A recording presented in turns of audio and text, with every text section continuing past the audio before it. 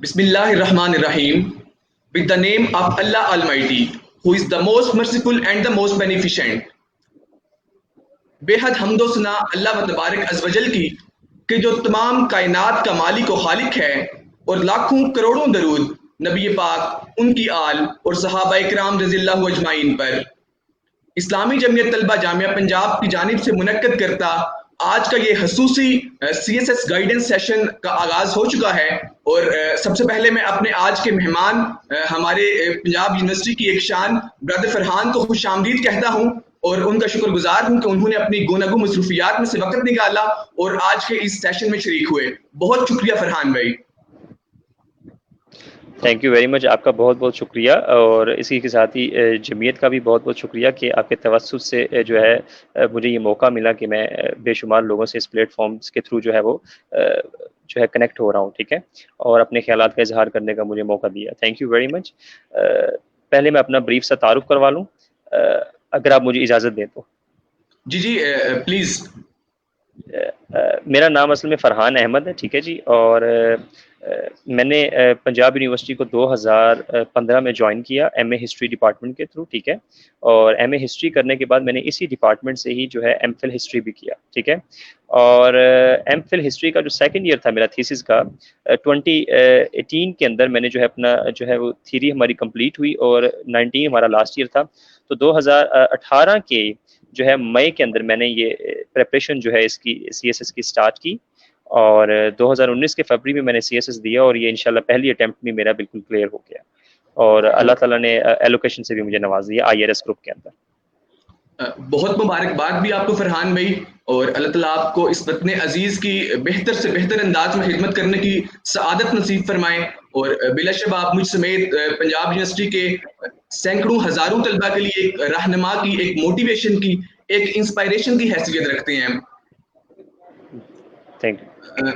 तो मेरा आपसे चूंकि सेशन CSS के हवाले से है, तो सबसे पहला सवाल ही यही होगा कि आपकी CSS की जर्नी क्या थी?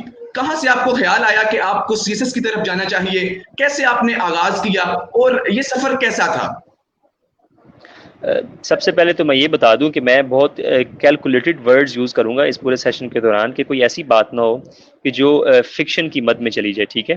बिल्कुल हकीकत पर मबनी बात करने की कोशिश करूंगा, ठीक है, ताकि सुनने वालों को, देखने वालों को जो है वो बिल्कुल एक अच्छा और पॉजिटिव तासुर जाए, ये ना जाए कि ये तो बिल्कुल एक फिक्शन और एक स्टोरी है जो कि नाकाबिले यकीन है, ठीक है। मैंने FSC के बाद मैं यहाँ से इस्लामाबाद चला गया कॉमसर्च यूनिवर्सिटी में सॉफ्टवेयर इंजीनियरिंग करने के लिए, ठीक है।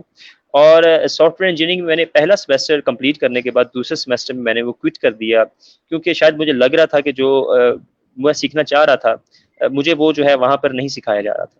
मैं वहाँ से क्विट करके वापस अपनी सिटी अपने आबाई शहर पाकपतन आया और यहाँ पर आके मैंने BA में एडमिशन लिया, जिसको मोस्टली लोग जो है वो सिंपल BA कहते हैं, ठीक है।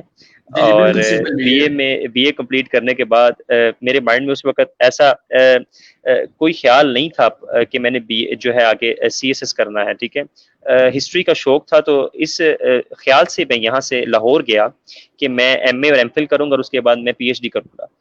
27 ईयर्स की एज का मेरा टारगेट था कि मैं अपने CSS को जो है वो PhD को कंप्लीट कर लूँगा।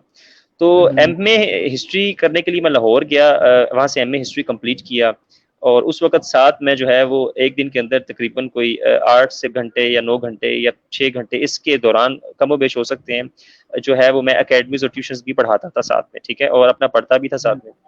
और इसी के साथ ही MA के अंदर अल्लाह ताला ने अल्हम्दुलिल्लाह गोल्ड मेडल से नवाजा और उसी के साथ ही मैंने जैसे ही MPhil में एडमिशन लिया, तो उस वक्त कुछ दोस्तों अहबाब ने जो कि मेरे MA हिस्ट्री के ही क्लास फेलोज थे, उन्होंने मुझे इस तरफ थोड़ा सा कहना शुरू किया कि आप CSSP क्यों नहीं देते, अगर आप एक बार दे लें तो अटेम्प्ट दे लें। बिलीव मी, यहाँ पे मौजूद है ये कुछ दोस्त भी हैं आपके भी, आप उनको जानते होंगे। तो मैं कुछ इसी कश्मकश में रहा कि 4-5 महीने के मुझे देना चाहिए या नहीं देना चाहिए। लेकिन जब भी ये ख्याल आता था कि मुझे CSS देना है, तो सबसे पहले CSS से पहले ख्याल आता था कि कौन सी अकेडमी में मैं जाऊँ, मुझे प्रेपरेशन के लिए कौन सही से गाइड करेगा, और अकेडमीज़ की तो इतनी हेफ्टी उसकी पेमेंट्स होती हैं, वो पे करना पड़ती हैं, तो फिर भी जाके पता नहीं इंसान पास होता है या नहीं होता। एक खौफ भी था, एक तरह का सबसे ज़्यादा खौफ था जो इंसान को रोकता है कि भी पास ना हुआ। तो मैं गोल्ड मेडलिस्ट हूँ, तो मैं क्या मुझे लोग क्या कहेंगे, जी आपने तो गोल्ड मेडल लिया हुआ है और आपसे जो है वो CSS ही नहीं हुआ। आपको मालूम है ये चीज़ें इंसान की सोच हर तरह की जहन में आती है। लेकिन मैंने एमफिल का फर्स्ट ईयर मेरा जैसे ही कंप्लीट हुआ और थीसिस का हमारा ईयर स्टार्ट होना था, तो मैंने उसी वक्त ही ये मई की महीने की बात है, तो मैंने अपने एक दोस्त से असद रजा मोहल हैं जो वो भी पंजाब यूनिवर्सिटी में होते हैं, वो प्रेपरेशन कर रहे थे, तो उनसे मैंने फ़ोन पे थोड़ी सी गाइडेंस ली, उनसे मैं मिलने भी गया और उनसे मैंने राय लेके तो एक सब्जेक्ट पहला चूज़ किया जो जेंडर स्टडीज़, और उसी के मैं नोट्स लेके आया। और 2 महीने के अंदर बिलीव मी मुझे आइडिया नहीं था कि कैसे बनाना है, और मैंने खुद ही बैठ के 2 महीने के अंदर सिर्फ अभी अकेले जो है मई से लेके जुलाई तक जो है मैंने सिर्फ जेंडर स्टडीज के नोट्स कंप्लीट किए अपने अकेले बैठ के, ठीक है। और इसी के साथ ही मैंने अपने दूसरे नोट्स भी जो है वो कंप्लीट करने शुरू कर दिए। इस दौरान मैं किसी एकेडमी में नहीं गया।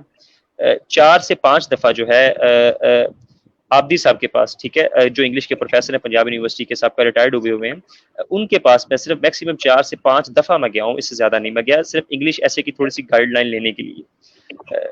और इसी दौरान ही मेरे भाई की शादी भी थी 1 नवंबर में, वो पूरा 1 महीना यानी वो वेस्ट हो गया और मैं थोड़ा सा डिसहार्ट हो गया कि ये अटेम्प्ट मेरे से नहीं दी जानी, क्योंकि टाइम नवंबर का महीना है, फरवरी में एग्जाम थे।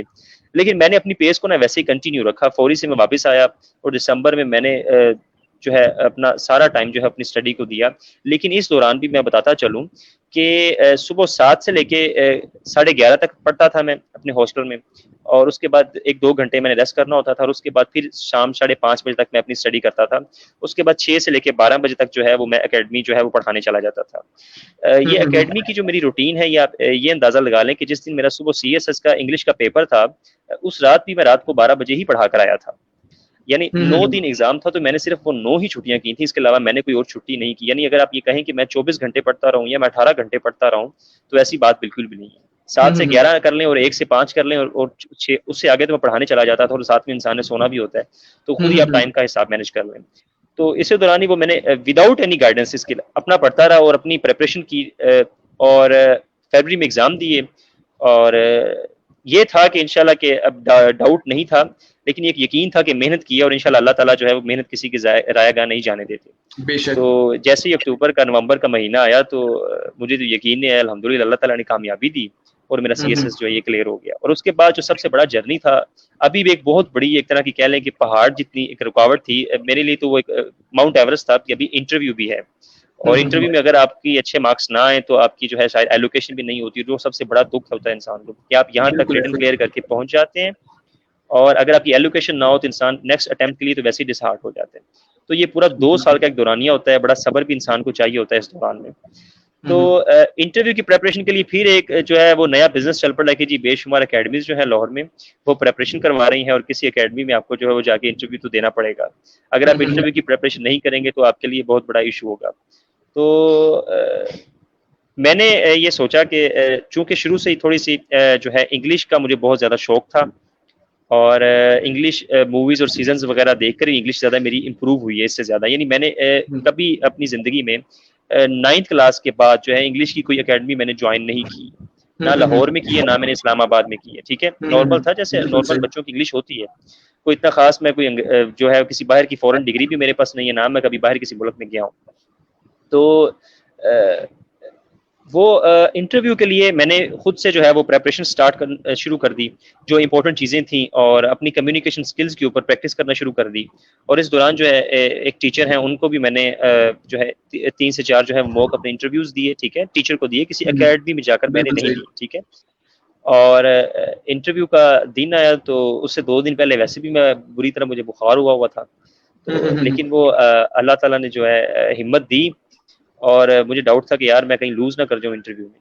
तो वो इंटरव्यू का दिन आया, और अल्लाह ताला ने अल्हम्दुलिल्लाह हिम्मत बहुत ज़्यादा दी, और वो 22 से 23 मिनट का जो मेरा इंटरव्यू था वो बहुत अच्छा रहा, मेरा बहुत अच्छा रहा। तो वो उसमें मैं ये समझता हूँ कि शायद अल्लाह ताला का भी बहुत ज़्यादा करम था उस वक़्त, कि मोस्टली जो है वो चारों मेंबर जो है वो आपसे, एक मेंबर जो है वो आपकी डिग्रीज में से क्वेश्चन करता है, एक मेंबर इंटरनेशनल अफेयर्स से क्वेश्चन करता है, एक पाकिस्तान अफेयर्स से करता है, और एक जो है वो आपकी प्रोफाइल से करता है। लेकिन जो है मेरे से चेयरमैन समेत जो टोटल 4 लोग थे पैनल के, उन चारों ने ही मुझे, चूंकि मेरे एमए और एमफिल हिस्ट्री दोनों में गोल्ड मेडल थे, ये बात ज़हन में रखें कि गोल्ड मेडल की वजह से मैं कोई इतना ज़हीन नहीं था, मुझे हिस्ट्री का जो शौक था ये बचपन से ही था, ठीक है। तो ये ना सोचिएगा आप लोग कि जी आपके गोल्ड मेडल है तो आप इसलिए कर गए हैं, बिलीव मी इसका गोल्ड मेडल्स का सीएसएस के साथ कोई ताल्लुक नहीं है। 12 सब्जेक्ट्स में सिर्फ एक हिस्ट्री का सब्जेक्ट था जो कि हिस्ट्री ऑफ यूएसए था, बाकी तो हिस्ट्री थे ही नहीं 11 के 11 सब्जेक्ट।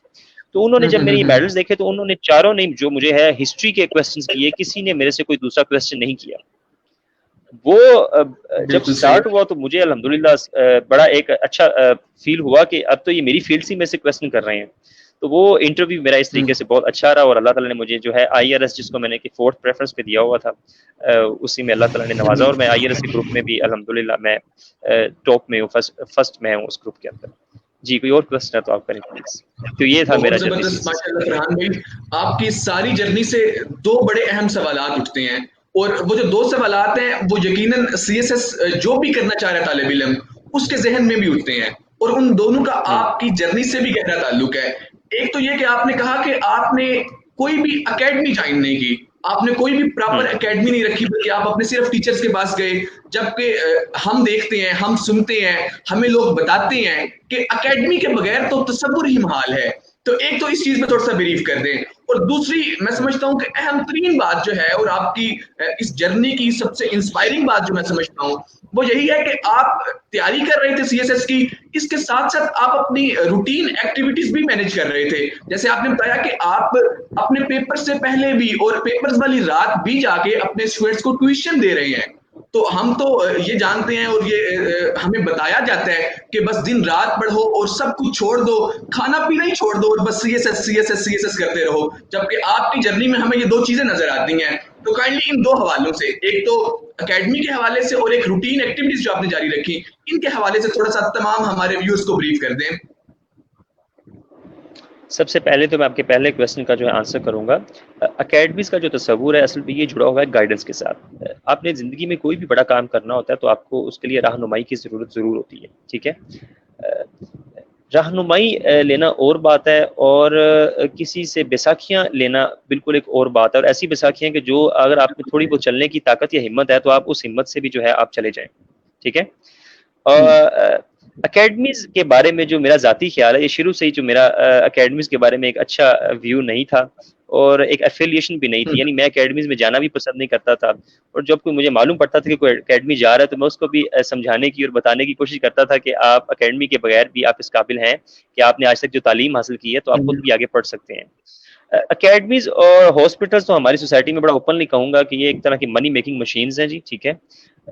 लोगों को जो है एक्सप्लॉइट किया जाता है, मैनिपुलेट किया जाता है, ठीक है जी, बिल्कुल ये बहुत स्ट्रॉन्ग माफिया है, ठीक है। अभी मुझे 3 अकेडमीज के जो है वो फोन आए हैं, ठीक है, कि एक ने तो मुझे कहा कि हमें आप इंटरव्यूज दें और आप हमारे साथ जो है वो आगे चलें, आप पढ़ाएं। बड़ी लाहौर की 2 नामवर अकेडमीज भी हैं। और अभी देखें ये कि मैंने अगर वहां पे जाके पढ़ाना है तो मैंने तो अपना सब्जेक्ट ही पढ़ाना है, लेकिन जो उन्होंने हमें पे करना है और जो बच्चों से लेना है, बच्चों से हमारी पे से भी कोई 10 गुना ज्यादा उन्होंने लेना है, ठीक है। और अभी गाइडेंस क्या है मैं बताता हूँ कि जो जाके आपको वहां से क्या पता चलता है और आपको कितनी जरूरत है, आप ये भी सुन लें। अब सबसे बड़ी जरूरत होती है सीएसएस के अंदर आपको गाइडेंस के हवाले से कि आपके सब्जेक्ट्स की जो सिलेक्शन है वो आपने किस तरह की सिलेक्शन आपने करनी है। एक तो इशू ये होता है कि आपको मालूम नहीं पड़ रहा होता कि आपने कौन से सब्जेक्ट्स ऑप्ट करने हैं, कौन से नहीं करने, ठीक है। दूसरी ये है कि अगर आपने कोई सब्जेक्ट जो है वो ऑप्ट कर लिया है तो उसके बारे में सूटेबल मटेरियल जो है वो आप कहाँ से लें, कितनी किताबें उसके ऊपर पढ़नी चाहिए, कितनी नहीं पढ़नी चाहिए। एक तो ये बहुत बड़ा इशू होता है, ठीक है। यानी कुछ लोग इतना एक्सपेंस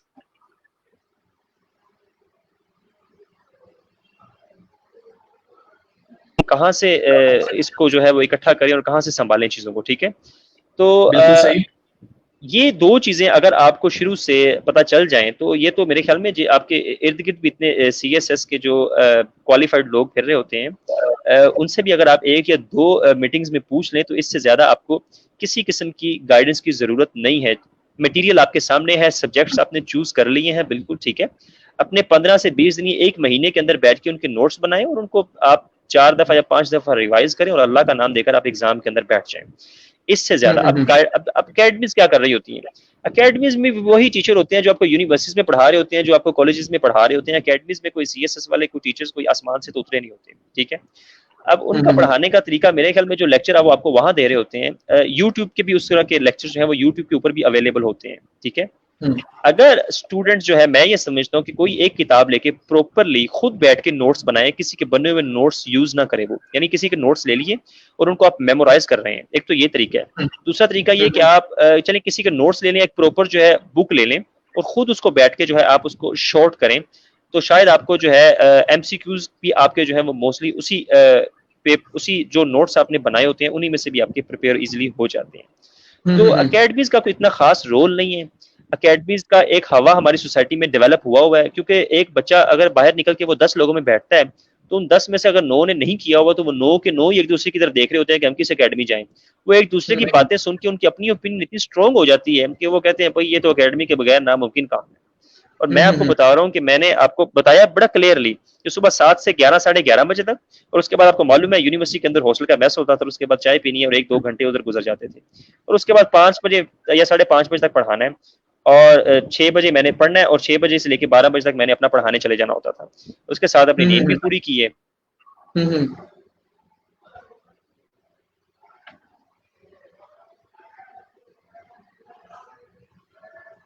बिल्कुल सही।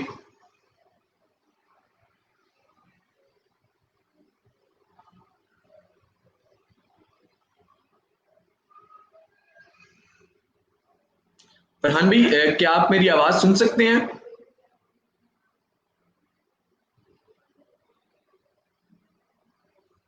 फरहान भाई, क्या आप मेरी आवाज सुन सकते हैं? क्योंकि आपकी आवाज जो है वो डिस्कनेक्ट हो रही है और आपकी आवाज नहीं आ रही।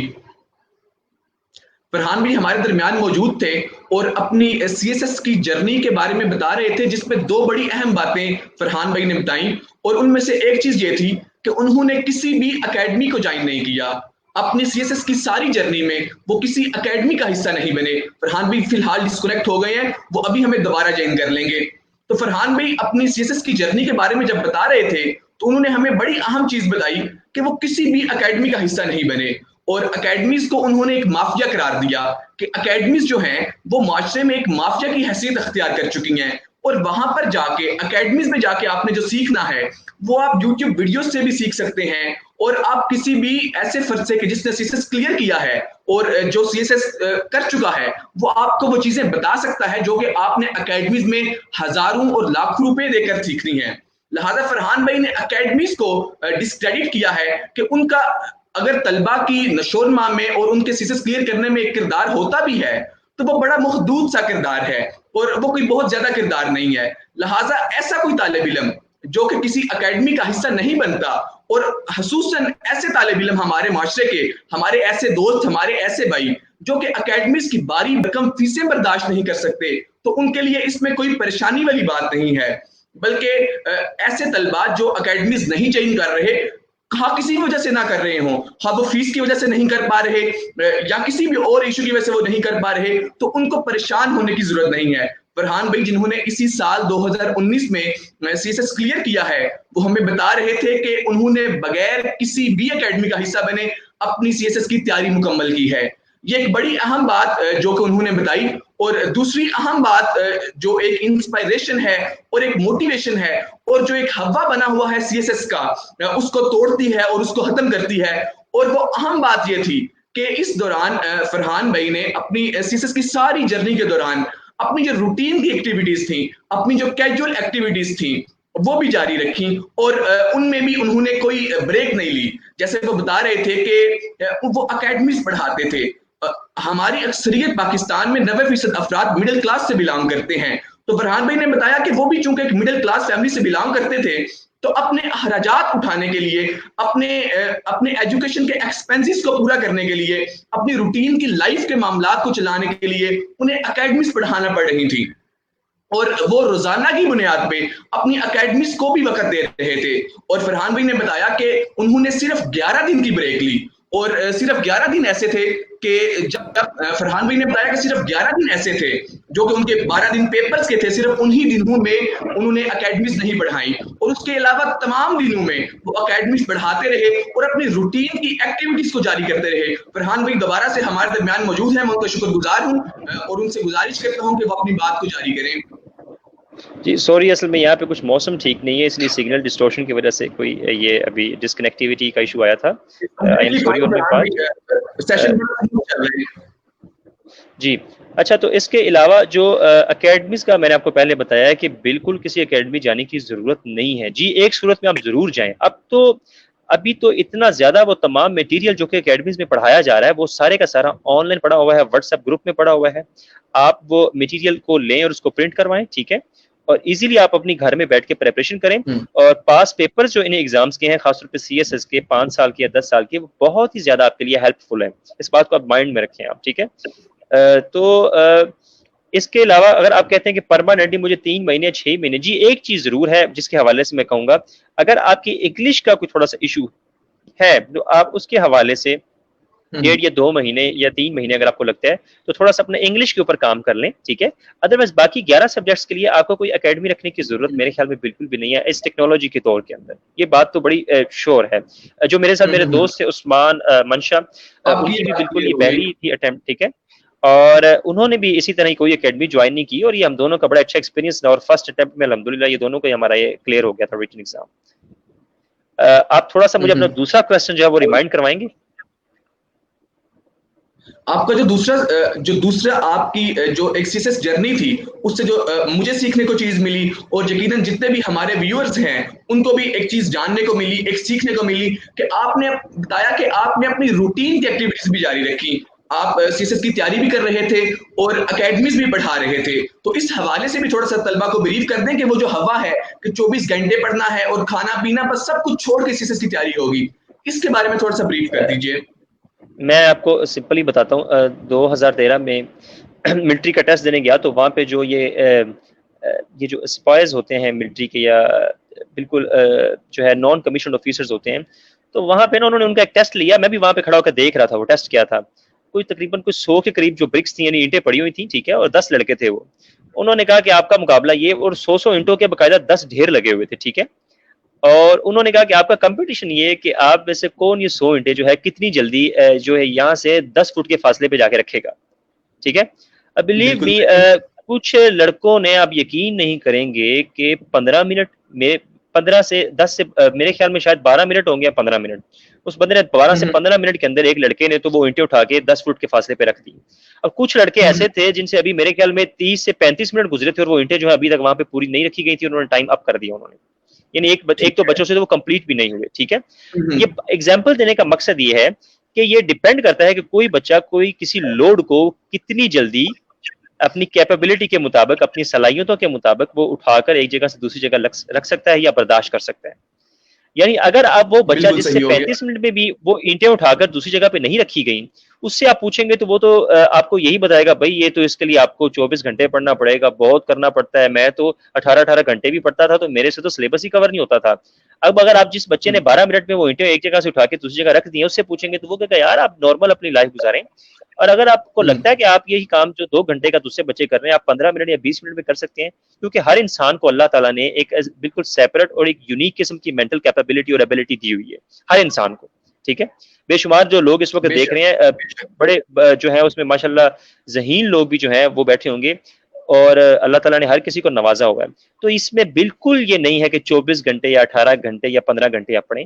आप नॉर्मल जिस तरह अपनी डिग्री की प्रिपरेशन करते हैं वैसे करें, लेकिन एक चीज़ जो है वो बहुत इम्पोर्टेंट है। मैं कई बार एग्जांपल देता हूँ कि आप कोई पेपर जो है, अगर आप उसको सूरज के नीचे बाहर धूप में रख दें, तो वो 1 घंटा भी पड़ा रहेगा ना, तो उसको आग नहीं लगेगी, ठीक है? लेकिन अगर बिल्कुल उसी सही। पेपर को वहाँ पर रखें, और अगर आप एक मुनक्किस करने वाला जो है वो शीशा लें और उसके ऊपर करें, तो वो तमाम शुआएँ जब सूरज की एक नुक्ते पर आ जाती है, तो नीचे कागज़ को आग लग जाती है। बचपन में स्कूल में एक्सपेरिमेंट करते भी रहे हैं ये। बिल्कुल एक्सपेरिमेंट ये छठी तो क्लास में हमने ये किया असल था। में आपको एग्जांपल देने का इसका मतलब ये है कि फोकस जो है वो बहुत इंपॉर्टेंट है। जब आपकी तवज्जो बँट जाती है ना बिल्कुल उन सही। रेज़ की तरफ, तो फिर वो हुँ, काम हुँ। नहीं होता। लेकिन जब अपनी तमाम जो आपकी एबिलिटीज़ हैं, आप उनको फोकस करके एक नुक्ते के ऊपर जब आप उनको फोकस करते हैं, लगा देते हैं, तो आप उस मकसद को जो है ईज़िली अचीव कर देते हैं। और दूसरी बात, कंसिस्टेंसी बहुत इंपॉर्टेंट है। मुझसे कई लोग पूछते हुँ, हैं कि इसमें जो सबसे इम्पोर्टेंट बात है, सर-ए-फ़हरिस्त वो क्या है? तो मैं एक हुँ, ही हुँ। बात उसमें करता हूँ कि कंसिस्टेंसी बहुत इंपॉर्टेंट है। जो हुँ, काम हुँ। आपने स्टार्ट किया है, जब तक आप उसको कंप्लीट नहीं कर देते, उससे पीछे कभी भी ना हटिएगा। तो ये हुँ, हुँ। कंसिस्टेंसी और फोकस ये बहुत इंपॉर्टेंट है। जी। जी, आपका ये पॉइंट बिल्कुल क्लियर हो गया और यकीनन इससे हमारे व्यूअर्स को भी बहुत कुछ सीखने को मिला होगा।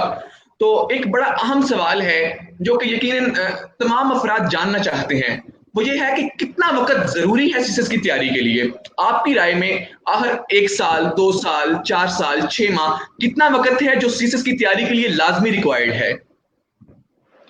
अच्छा, असल में ये कोई स्टैटिक चीज़ तो है नहीं, या कोई ऐसी भी नहीं है कि जिसके लिए एफपीएससी ने लिखा हुआ है कि जो बच्चा जो है वो 2 साल पढ़ेगा वही सीएसएस कर सकेगा। हुँ, ना उन्होंने ये लिखा हुआ है कि जो बच्चा 3 महीने पढ़ेगा वो कर सकता है, ठीक हुँ, है? ये तो बिल्कुल वही है, सही। डिपेंड करता है कि अगर कोई शख्स जो है कोई भी काम करने की कोशिश कर रहा है, तो हर बंदे का एक अपना टेन्योर होता है, अपना एक स्टैमिना होता है कंप्लीट हुँ, करने का। टाइम मैंने आपको पहले यही एग्ज़ाम्पल दी है। तो नॉर्मली अगर आपकी इंग्लिश अगर ठीक है, यानी अगर आपको लगता है कि आप एक ट्रांसलेशन स्किल्स जो है आपकी, यानी अगर आपको उर्दू में एक पैरा दिया हुआ है, हुँ, तो आप उसको 15 नंबर का पैरा है और आप इसको इस तरह ट्रांसलेट करते हैं कि आपके 9 या 10 नंबर आ रहे हैं। मैं एग्जांपल दे रहा हुँ, हूँ बड़ी सिंपल सी। तो बिल्कुल सही। अगर आप इस लेवल पे खड़े हुए हैं और अगर आपसे कोई टॉपिक कहा जाता है कि जी आपने 5 मिनट के लिए, 10 मिनट के लिए जो है किसी टॉपिक के ऊपर जो है वो कंटिन्यूअसली बोलना है, ठीक है? अगर आप नॉर्मली हुँ, बिल्कुल स्लोली स्पीड के साथ जो है, ठीक है, 2, 4, 6 ग्रामेटिकल मिस्टेक्स हो जाती हैं, उनके साथ भी अगर आप आराम से अपनी बात को 10 मिनट के अंदर सामने बैठे 20 लोगों को इंग्लिश में समझा सकते हैं, तो फिर मेरे ख्याल में आपको 6 महीने या 7 महीने से ज़्यादा सीएसएस का टाइम नहीं चाहिए। और ये बिल्कुल 6 और सही। 7 महीने मैं बड़े आराम से खुला टाइम बता रहा हूँ, ये 5 महीने पे भी आ सकता है। मैंने आपको अपना बताया है कि मैंने हुँ, मई से स्टार्ट किया, तो 2 महीने में मैंने 1 बुक के नोट्स बनाए और नवंबर का पूरा महीना मेरा ज़ाया चला गया। पीछे आप देख लें कितना टाइम बचता है हमारे पास, बिल्कुल सही। तो ठीक है? बाकी हर बंदे का अपना स्टैमिना है। जी, बिल्कुल सही, बिल्कुल सही। आपका ये पॉइंट आ गया और हमारे व्यूअर्स जो हैं वो कमेंट्स में सवालात भी कर रहे हैं। उनके सवालात जी, हम नोट कर रहे हैं। व्यूअर्स से गुज़ारिश है कि वो अपने सवालात जो भी उनके ज़हनों में आ रहे हैं वो कमेंट्स में लिखते जाएँ। इन तमाम सवालात को हम सेशन के आखिर में एड्रेस करेंगे। जो सवालात अभी तक आए हैं वो हमारे पास नोटेड हैं। इन तमाम सवालात को इस सेशन में एड्रेस किया जाएगा। फरहान भाई आपने बड़े अच्छे अंदाज में एक गाइडेंस दी, एक रहनुमाई की। मेरा अगला सवाल आपसे ये होगा कि जब भी सीएसएस होता है तो उस जमाने के लिहाज से कुछ ट्रेंडिंग सब्जेक्ट्स होते हैं कि ये सब्जेक्ट्स हैं, ये पोल साइंस, ये आईआर, अमेरिकन हिस्ट्री, ये ट्रेंडिंग सब्जेक्ट्स हैं। तो आपकी इस हवाले से क्या राय है कि ट्रेंडिंग सब्जेक्ट्स को आप करें, किन सब्जेक्ट्स को आप करें? सब्जेक्ट सिलेक्शन के हवाले से काइंडली तलबा को गाइड कर दीजिए। पहली बात तो ये है कि ये जो ट्रेंड की बात आप कर रहे हैं, ये वाक़ई बहुत बड़ा इश्यू होता है कि लोगों को समझ नहीं आ रही होती कि हम कौन-सा सब्जेक्ट्स रखें। एक अकेडमी में जा रहे हैं, तो वो अकेडमी कुछ और बता रही है, दूसरी अकेडमी में जा रहे हैं, तो वो अकेडमी कुछ और बता रही है, तो समझ नहीं आ रहा होता क्या हुँ, हुँ। रखें। पहली बात तो अकेडमीज़ का इश्यू, मैं चूँकि अकेडमीज़ के खुद टच में रहा हूँ, अकेडमी के पास जिस सब्जेक्ट का जो टीचर होगा, उस अकेडमी तो ख़ास तौर पे वही टीचर ही प्रमोट करना है। ये तो एक बहुत इंपॉर्टेंट बात है, मैं बच्चों को भी कहूँगा, यानी तमाम स्टूडेंट्स को भी, मेरे जो फेलोज़ हैं, इस बात को तो आप ज़हन में रखिए।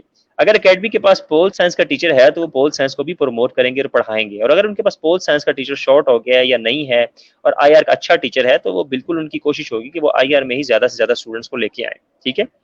अब जो ट्रेंड की हुँ, बात हुँ। आप करनी है, बिल्कुल सही। बिल्कुल ऐसी बात नहीं है, बिल्कुल ऐसी बात नहीं है। कोई भी सब्जेक्ट चूज़ करने से पहले अगर आपको 2 या 3 सब्जेक्ट्स में कन्फ्यूज़्ड हैं, आराम से, बड़ा सिंपल सा काम है, 5 साल के या 10 साल, बिल्कुल 5 साल के पेपर्स को डाउनलोड करें, उनको सामने रखें और उनको देखकर फ़ील करें कि आपके अंदर क्या फ़ीलिंग आ हुँ, रही है, हुँ। कि अगर अभी आपसे कहा जाए कि इन दोनों पेपर्स में से आप कौन-सा पेपर अटेम्प्ट करना चाहेंगे? यानी एक तरफ आपके पास 5 साल के आईआर के पेपर पड़े हुए हैं और एक तरफ आपके पास 5 साल के पॉलिटिकल साइंस के पेपर पड़े हुए हैं। आपको दोनों पेपर जो है 10 मिनट के लिए दिखाए जाते हैं। हुँ, हुँ। फिर आपसे पूछा जाता है कि जी बताएँ, आप कौन-सी फ़ीलिंग आपके अंदर आ रही है, कि आईआर आपको ईज़ी लग रहा है या पोल साइंस?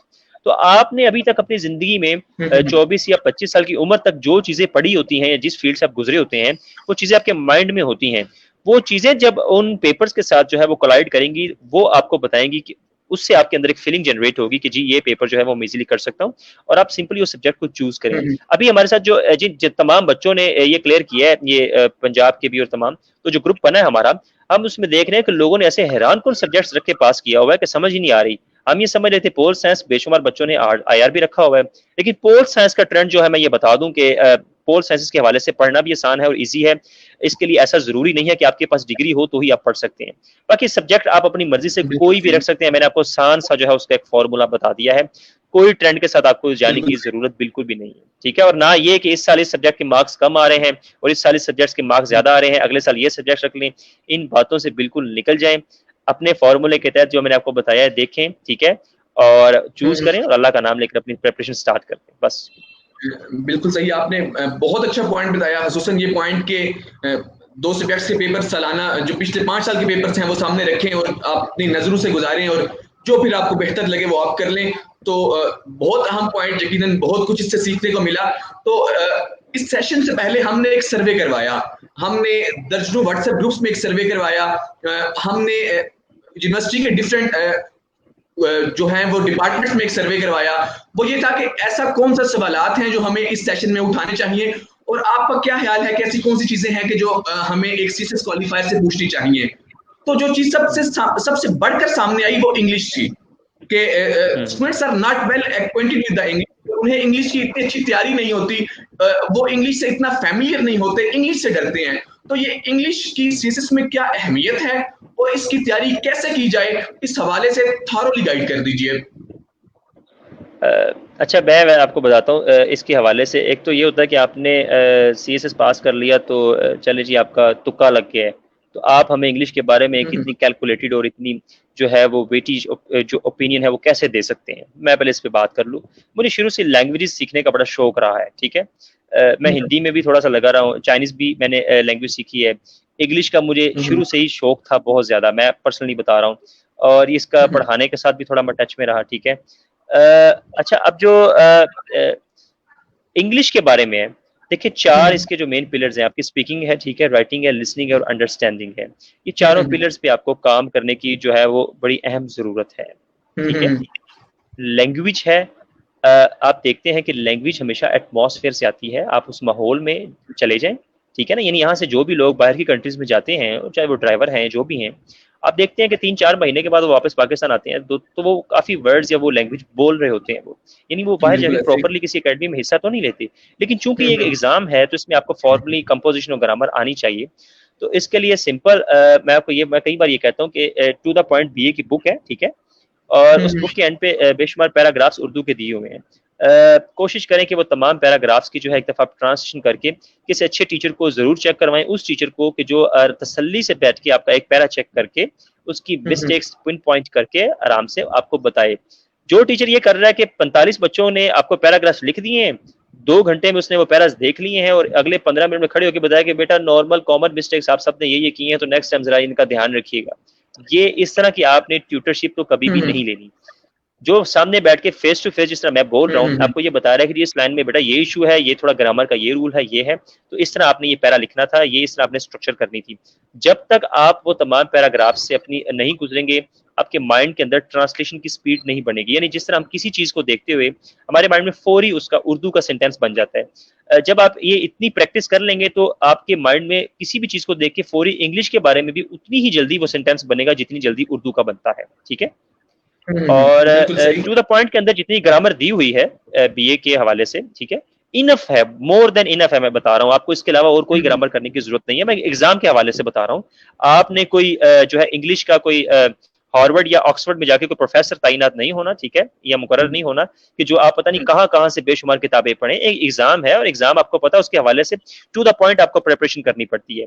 इस हवाले से टू द पॉइंट बेहतरीन किताब है। और इसके साथ अपनी लिस्टिंग स्किल्स को इम्प्रूव करने के लिए काइंडली जो है जो चीज आपको एंटरटेन करती है इंग्लिश में, ठीक है, अवार्ड शोज हो सकते हैं, डॉक्यूमेंट्रीज हो सकती हैं, मूवीज हो सकती हैं, आप काइंडली उनको जो है वो जरूर देखें ताकि आपके माइंड के अंदर जो है वो एक आर्टिफिशियल एटमॉस्फेयर इंग्लिश लैंग्वेज का क्रिएट हो, ठीक है। बिल्कुल सही। और इसी के साथ कोशिश करें कि कोई एक अच्छे टॉपिक पे किताब लेके 2 या 3 पेजेस और आहिस्ता आहिस्ता अपने स्टेमिना को बढ़ाते जाए, डेली बेस पे जो है ये जरूर पढ़ें। और न्यूज़पेपर तो आपको पता है, अगर आप न्यूज़पेपर भी पढ़ रहे हैं तो वो अच्छा है।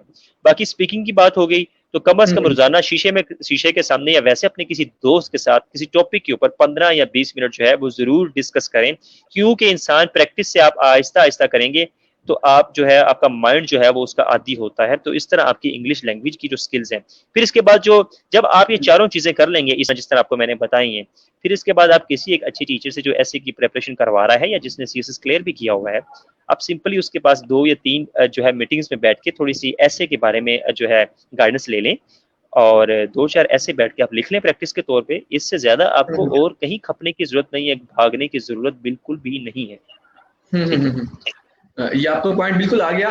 तो इसी सवाल से एक और सवाल निकलता है कि वोकैबुलरी कैसे इंक्रीज की जाए, क्योंकि आपने ऐसे लिखना है तो उसमें भी आपको वोकैब चाहिए बहुत ज्यादा, और फिर स्पीकिंग स्किल्स में भी आपको वोकैब की जरूरत है।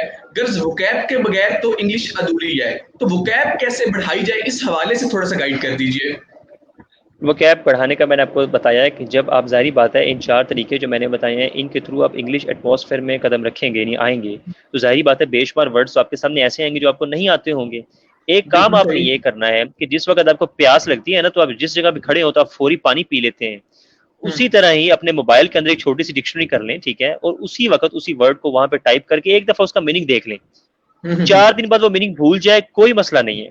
हो सकता है जब हम्म आप अगले दिन न्यूज़पेपर पढ़ रहे होंगे दोबारा फिर वही वर्ड आए और आपके माइंड में फिर मीनिंग ना आए, दोबारा फिर देख लें। 2-3 हम्म दफा वो वर्ड आपके माइंड से गुजर जाएगा, आप वो हमेशा हमेशा के लिए आपके माइंड के अंदर वोकैबुलरी बैंक का हिस्सा बन जाएगा। बिल्कुल अगर सही। आप सेपरेटली किसी किताब से वोकैबुलरी को क्रैम करने की कोशिश करेंगे, आप भूल जाएंगे। ठीक है। बिल्कुल सही, बिल्कुल सही। हाँ जी। तो आप किताबें पढ़ रहे हैं या बोल रहे हैं या सुन रहे हैं तो उस वक्त कोई वर्ड नहीं आ रहा तो उसको उसी वक्त देख लें। ये अपनी स्ट्रेटेजी को साथ साथ चलाते रहें आप जी। बिल्कुल सही। तो यहाँ पे एक और बात और एक अहम सवाल जो है वो ये है कि federal public service commission of Pakistan की जो ऑफिशियल वेबसाइट है, उस वेबसाइट पे उन्होंने जो सिलेबस दिया हुआ है उसमें उन्होंने रिकमेंडेड बुक्स दी हैं कि ये किताबें हैं, इस सब्जेक्ट की तैयारी के लिए आप ये पढ़ें। तो बहुत से तलबा ये जानना चाहते हैं कि क्या वो तमाम बुक्स पढ़ना ज़रूरी है, या अगर तमाम बुक्स नहीं पढ़नी ज़रूरी तो ऐसी कौन सी बुक्स हैं जो पढ़नी चाहिए, और हमें कैसे मालूम पड़ेगा कि कौन सी बुक्स हैं जो अहम हैं जो हमें पढ़नी चाहिए सीएसएस की तैयारी के हवाले से। देखिए, एक तो ये सीएसएस की तैयारी के हवाले से इतना मटेरियल पड़ा हुआ है, ठीक है। अगर आपके किसी दोस्त ने कोई एग्जाम क्लियर कर लिया, हर बच्चा जो है इस तरह के किसी न किसी दोस्त या शख्स के साथ जरूर जो है वो रिलेशन में होता है जिसने सीएसएस मोस्टली क्लियर किया हुआ है, ठीक है। नहीं तो वो उनकी मुलाकात, उनकी मीटिंग्स वगैरह भी हो ही जाती हैं। तो आपको उस सब्जेक्ट के हवाले से टू द पॉइंट जो है वो मटेरियल जरूर मिल जाता है कि भाई मैंने इस साल ये प्रिपेयर किया था और इससे मेरे 2-3 दोस्तों ने भी प्रिपेयर किया और हमारा बड़ा सक्सेसफुल हमारा ये एग्जाम रहा, ठीक है। सीएसएस के हवाले से तो मटेरियल मिलना कोई मुश्किल बात नहीं है। उसको कंसिस्टेंसी से प्रिपेयर करना वो एक इम्पोर्टेंट बात है जिससे जो लोग हैं वो थोड़ा सा कंसिस्टेंसी से घबराते हैं। अब जो किताबों वाली बात है, जो मुझे अभी सुन रहा है, अभी से ही उनको चाहिए ज़िंदगी में। मैं कहता हूँ कि सीएसएस के हवाले से अगर कोई बच्चा मैट्रिक में है या एफएससी में और उसको शौक है, तो उस बच्चे को 2 कामों की ज़रूर आदत डालें कि एक तो उसकी इंग्लिश लैंग्वेज जो है इस पे थोड़ी तवज्जो दें। तवज्जो देने की क्या ज़रूरत है, हम पढ़ रहे हैं जैसे नॉर्मली हमें स्कूलों में पढ़ाई जाती है, आप अपना काम वैसे नॉर्मली करें तो वो आपकी ठीक हो जाएगी। Book reading is very important, किताब ज़रूर पढ़नी चाहिए इंसान को, ये बात बहुत इंपॉर्टेंट बिल्कुल है, सही। ठीक है। किताब जो बचपन में हम सुनते थे कि किताब इंसान का बहुत अच्छा दोस्त है और किताब इंसान को बहुत कुछ सिखाती है, ये बिल्कुल 100% बात है। किताब आपके अंदर कॉन्फिडेंस पैदा करती है और आपकी इंटेलिजेंस जो है वो पॉलिश होती है। मेमोरी की बात नहीं कर रहा मैं। अगर आप कहें ना कि कोई बच्चा इंटेलिजेंट है तो उसकी निशानी ये नहीं है कि उसको आपने 10 बच्चों को कोई चीज़ दी है क्रैम करने के लिए और 5 मिनट के अंदर एक बच्चे ने सारी याद कर ली और एक बच्चे से अगले 20 मिनट में भी याद नहीं हो रही, तो उसका मतलब ये बिल्कुल भी नहीं है कि जिससे 20 मिनट में याद नहीं हुई वो इंटेलिजेंट नहीं है और जिसने 5 मिनट में याद कर ली है वो इंटेलिजेंट है। ये तो बिल्कुल मेमोरी का एक मैकेनिज्म है, ठीक है। इंटेलिजेंस बिल्कुल एक डिफरेंट चीज़ है क्योंकि हमारा जो एजुकेशन सिस्टम है वो सारा रेपिटेशन पे है कि आप कोई चीज़ मेमोराइज करें और उसको पेपर में हूबहू प्रोड्यूस कर दें तो आप इंटेलिजेंट गर्दाने जाते हैं। ऐसी बात बिल्कुल नहीं है। हर इंसान के अंदर एक अलहदा से छुपी हुई हिडन इंटेलिजेंट क्वालिटीज़ होती हैं, उनको पॉलिश करने का डिफरेंट तरीका है। वो ऐसे ही है, मैं ये समझता हूँ कि जब आप बुक रीडिंग कर रहे होते हैं तो कोई ना कोई ऐसा टॉपिक आपकी ज़रूर हाथ में लगता है कि जो आपकी इंटेलिजेंस को अपील करता है। यानी जिस पर्टिकुलर फील्ड में आप इंटेलिजेंट हैं, आपके माइंड की एफिनिटी है, तो आपको लगता है कि यार मुझे अब ये किताब, ये टॉपिक की चीज़ें मुझे और पढ़नी चाहिए और आप देखते हैं कि दिन ब दिन आपके अंदर वो क्वालिटी जो है वो मज़ीद पॉलिश होना शुरू हो जाती है। अब जो एफएससी के ऊपर जो किताबें दी हुई हैं, बिल्कुल भी मैंने वहाँ से क्या जितने भी जो लोग हमारे साथ थे या मैं मोस्टली लोगों को भी जानता हूँ, वहाँ पे बेशुमार कुछ किताबें तो दी हुई हैं इंपॉर्टेंट। वैसे आप वो किताबें प्लेजर या लेजर रीडिंग के लिए पढ़ लें तो ठीक है, अगर आपके पास टाइम है 2 साल या 1 साल का। लेकिन कि अगर आप मुझसे यही पूछें कि क्या सीएसएस करने के लिए वो तमाम किताबें पढ़ना ज़रूरी है, तो बिल्कुल नहीं है। क्यों? कि मैंने उन किताबों को बड़ा डीपली देखा है। वो ऐसा है कि वो किताबें कुछ उन्होंने वो सिलेबस भी एफपीएससी ने इस तरह अपडेट नहीं किया जिस तरह करना चाहिए था, ठीक है। अगर आपने जेंडर स्टडीज के नोट्स बनाने हैं तो वहाँ पे आपको तकरीबन कुछ 4 से 5 किताबें जो है वो पिक करनी पड़ेंगी डिफरेंटली। उन बुक्स के अंदर डिफरेंट डिफरेंट जगह पे वो टॉपिक्स दिए हुए हैं जो आपको इकट्ठा करना पड़ेंगे, जो कि बड़ा खप्पत का काम है, ठीक है। अभी जो मार्केट में भी बुक्स हैं और मटेरियल आपको ऑनलाइन भी मिल जाता है, उसमें जो है वो एफपीएससी के उस सिलेबस के मुताबिक तमाम चीज़ें एक ही जगह पे दी हुई हैं। तो आप एक ही जगह से एक ही किताब से 2, 3, 4, 5 किताबों से बिल्कुल भी नहीं। एक वो मटेरियल की किताब ले लें, साथ अपना गूगल को ओपन कर लें, कोई चीज अगर वहां से आपको क्लियर नहीं हो रही तो आप उसको गूगल से देख के और उसको अपनी किताब के अंदर या अपने नोट्स के अंदर थोड़ा मिक्स करके आप उसको लिख लें। वहां से सारी किताबें उठा के डाउनलोड करके खरीद के पढ़ने की बिल्कुल जरूरत नहीं है। लेकिन जनरल सोसाइटी के बारे में, आपको थोड़ा सा रिलीजन के बारे में, इस्लाम के बारे में, इन चीजों के बारे में इंफॉर्मेशन तो होनी चाहिए। जाहिर बात है जो बच्चा इस फील्ड में आ रहा है तो उसको हल्की फुल्की किताबें जो है वो पढ़ते रहना चाहिए। ठीक है, बिल्कुल आपका ये पॉइंट भी आ गया। ये सवाल अभी इस वक्त भी कमेंट्स में उठ रहा है और इससे पहले पहले भी सवाल उठता रहा और हर तालिब इल्म जानना चाहता है, एक सब्जेक्ट की तैयारी के लिए आपकी राय में आखिर कितनी किताबें हैं जो पढ़ना जरूरी है? एक सब्जेक्ट की तैयारी के लिए एक किताब और उसके साथ आपने गूगल ओपन किया हो, यही काफी है बस। सिर्फ यही? ये तो आप एक मिथ को तोड़ रहे हैं। नहीं नहीं, मैं आपको बताता हूँ, ये सिर्फ ऐसा नहीं है, ये बड़ा टेस्टेड किस्म का जो मैं आपको फॉर्मूला बता रहा हूँ। सिर्फ ऐसा नहीं है कि मैंने ही ऐसा किया है, मुझे बड़ा शौक है। अभी जारी बात है जितने लोग क्लियर हुए हैं, ग्रुप बना, तो मैं सबसे यही चीज पूछने की कोशिश कर रहा हूँ और मोस्टली लोग इसी पे ही जोर दे रहे हैं जो सारे क्वालिफाई जिन्होंने किया है, कि टू द पॉइंट एक ही किताब से जो है आप पढ़ लें। हाँ, अगर आपको उस किताब से समझ नहीं आ रहा तो उससे मुतल्लिका किसी टीचर को जानते हैं, या तो उससे उस टॉपिक को क्लियर कर लें, या उसी वक्त उसको गूगल से किसी अच्छी वेबसाइट से आपको लगता है कि पढ़ा हुआ है तो वहां से देख के अपना वो टॉपिक क्लियर कर लें। अपने उस टॉपिक जब आपका एक दफा क्लियर हो जाए तो इनफ है। देखिए, हमने एक टॉपिक प्रिपेयर करना है, ठीक है ना। तो एक टॉपिक अगर पहले दौर में होता था कि आपको 2, 3, 4, 5, 6 किताबें खंगालना पड़ती थी, अब वो किताबों से लिखा हुआ मटेरियल ही जो है वो सारा गूगल पे दिया हुआ होता है। बड़ी बड़ी अच्छी वेबसाइट्स हैं, एनसाइक्लोपीडिया ब्रिटानिका भी दिया होता है। तो उस टॉपिक के बारे में जो चीज समझ नहीं आ रही, आप वहां से देख के उसको लिख लें आप, ठीक है। इससे ज्यादा आपको बिल्कुल खपने की और कोई जरूरत बिल्कुल भी नहीं है। आपको ये पॉइंट क्लियर हो गया।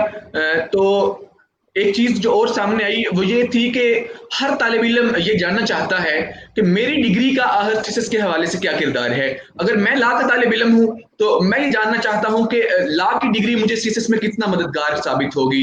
एक इंग्लिश लिटरेचर का तालिब इल्म जानना चाहता है कि English literature, IR, pol science, हर सब्जेक्ट का तालिब इल्म, हर डिग्री का तालिब इल्म अपनी डिग्री की अहमियत जानना चाहता है कि मेरी डिग्री मुझे थीसिस में कितना मददगार साबित होगी। तो इस हवाले से काइंडली जरा तलबा को ब्रीफ कर दीजिए। मैं आपको एक सादा बात बताता हूँ। अगर आपने पहले स्विमिंग सीखी हुई है और अगर आपसे कोई कहे कि आप पैराशूटिंग जो है ये सीखना चाहते हैं, तो आप कहेंगे जी, तो क्या आप पैराशूटिंग पे अगर सीखने की कोशिश करें तो आप उसको नहीं सीख सकते? सीख सकते हैं। क्यों? इसका मतलब ये तो नहीं कि अगर आपने पहले स्विमिंग सीखी हुई है और अब आप पैराशूटिंग नहीं सीख सकते। नहीं, ऐसा तो बिल्कुल नहीं है। मैं अब आपको ये बात इसलिए कर रहा हूँ कि जरूरी नहीं है कि आपने पहले जो है वो पढ़ा हुआ है केमिस्ट्री और अब आप कहें मुझे तो पोल साइंस का बिल्कुल आइडिया ही नहीं है। अल्लाह ताला ने इंसान को इतनी कैपेबिलिटी दी है कि आप हर नए से नए काम को शुरू करें और आप उसको फोकस से करें, तो आप कोई भी काम है, कोई भी सब्जेक्ट है, आप उसको कर सकते हैं। इसमें तो कोई इशू ही नहीं है। बिल्कुल डिग्री का इसके साथ कोई ताल्लुक भी नहीं है। मैं हिस्ट्री का मैंने एमफिल है और इसमें सिर्फ हिस्ट्री ऑफ यूएसए जो है वो 100 मार्क्स का था, बाकी तो 1100 में कोई हिस्ट्री तो नहीं है। बिल्कुल और सही है। हमारे साथ इंजीनियर्स ने भी दिया है, एमबीबीएस डॉक्टर्स ने भी दिया है और आर्ट्स के स्टूडेंट्स ने भी दिया है। और अभी तो आपको मालूम है, एक दरस निज़ामी का स्टूडेंट था, शायद आजकल बड़ा चल रहा है ये, तो उस बच्चे ने भी माशाल्लाह ये क्लियर किया है।